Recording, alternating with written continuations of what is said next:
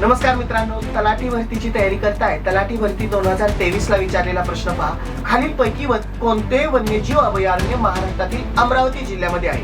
Bore वन्यजीव अभयारण्य, चपराळा वन्यजीव अभयारण्य, भामरागड वन्यजीव अभयारण्य आणि चिखलदरा वन्यजीव अभयारण्य. उत्तर आहे चिखलदरा वन्यजीव अभयारण्य. अमरावती जिल्ह्यामधील चिखलदरा वन्यजीव अभयारण्य हे मेळघाट व्याघ्र प्रकल्पाचा एक भाग असून तापी नदी व गाविलगड टेकड्याच्या पायथ्याशी वसले आहे. तर बोर हे वर्धा जिल्ह्यात, चपराळा गडचिरोली आणि भामरागड हे सुद्धा गडचिरोली जिल्ह्यात. चिखलदरा वन्यजीव अभयारण्य हे महाराष्ट्रातील अमरावती जिल्ह्यातील एक महत्त्वपूर्ण ठिकाण असून जे मेळघाट व्याघ्र प्रकल्पाचा एक भाग आहे.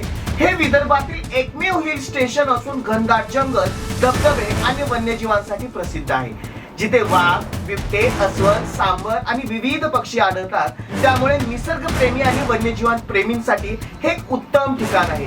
समुद्र सपाटीपासून उंची आहे 1118 मीटर. आता यावर आधारित असा प्रश्न विचारला जातो पहा.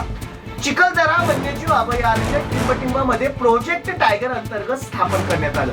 1974, 1978, 1975 आणि 1977. उत्तर तुम्ही कमेंट बॉक्स द्यायचंय मला.